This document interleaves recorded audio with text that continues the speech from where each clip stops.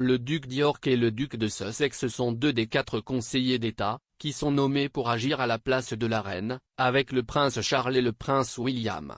Maintenant, Buckingham Palace envisagerait de supprimer les rôles d'Andrew et Harry, car ils ne sont plus tous deux des membres seniors du cabinet. Les conseillers d'État sont appelés lorsque la reine ne peut exercer temporairement ses fonctions en raison d'une maladie ou d'une absence à l'étranger. Ils sont nommés parmi les 4 personnes suivantes dans la ligne de succession qui sont majeures. Harry est 6e et Andrew 9e en ligne. Harry et Andrew se sont tous deux retirés de leurs fonctions royales pour des raisons très différentes. Le duc de Sussex vit en Californie après que lui et Meghan Markle ont quitté leur poste de membre de la famille royale en mars 2020, décidant qu'il voulait que son indépendance et sa liberté financière soient éloignées de l'entreprise. Pendant ce temps, le duc d'York fait face à une affaire d'agression sexuelle civile aux États-Unis. Une source royale a déclaré au Daily Mail, c'est un véritable problème que le palais cherche à résoudre. Pouvez-vous imaginer que le duc d'York doive signer des documents officiels, par exemple, parce que le prince de Galles et le duc de Cambridge étaient tous les deux à l'étranger et que la reine est tombée malade? Il n'est pas exagéré de dire que cela pourrait mettre la monarchie en danger.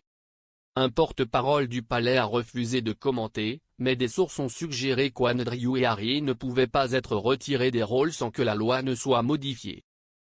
Selon la loi, les conseillers d'État comprennent le conjoint du souverain et les 4 personnes suivantes dans la ligne de succession qui ont plus de 21 ans.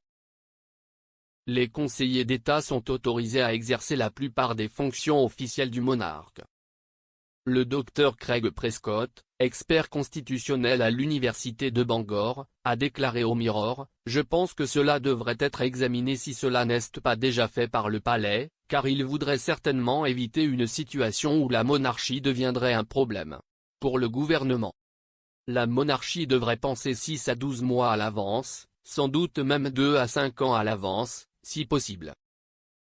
Vous avez juste besoin que le bon ou le mauvais ensemble de circonstances se produisent en même temps pour qu'il y ait un problème. Comme nous l'avons vu pendant Covid, le prince Charles et le prince William auraient été infectés à peu près au même moment, ce qui aurait pu les rendre incapables. Avec la reine ayant pris une période pour se remettre elle-même d'une maladie ces derniers mois, le fardeau est en fait assez considérable.